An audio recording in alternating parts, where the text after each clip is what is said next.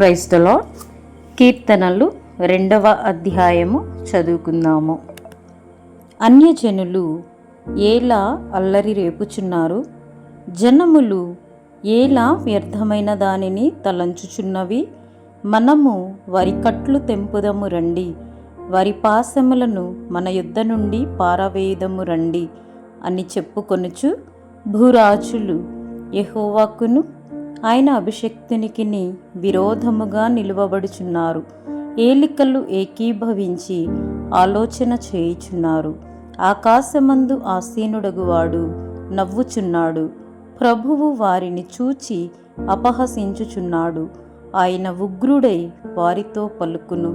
ప్రచండ కోపము చేత వారిని తల్లడింపజేయును. నేను నా పరిశుద్ధ పర్వతమైన సియోను మీద నా రాజును ఆసీనునిగా చేసియున్నాను. కట్టడను నేను వివరించెదను. యెహోవా నాకీలాగు సెలవిచ్చెను, నీవు నా కుమారుడవు, నేడు నిన్ను కనియున్నాను. నన్ను అడుగుము, జనములను నీకు స్వాస్యముగాను, భూమిని దిగంతముల వరకు సొత్తుగాను ఇచ్చెదను.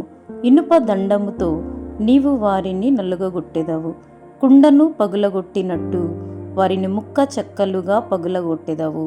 కాబట్టి రాజులారా వివేకులై ఉండుడి, భూపతులారా బోధనొందుడి. భయభక్తులు కలిగి యెహోవాను సేవించుడి. గడగడ వణకుచు సంతోషించుడి. ఆయన కోపము త్వరగా రగులుకొనును. కుమారుని ముద్దు పెట్టుకొనుడి, లేని ఎడల ఆయన కోపించును. అప్పుడు మీరు త్రోవ తప్పి నశించెదరు.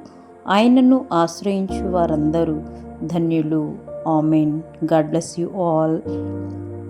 Please subscribe my channel. Thank you.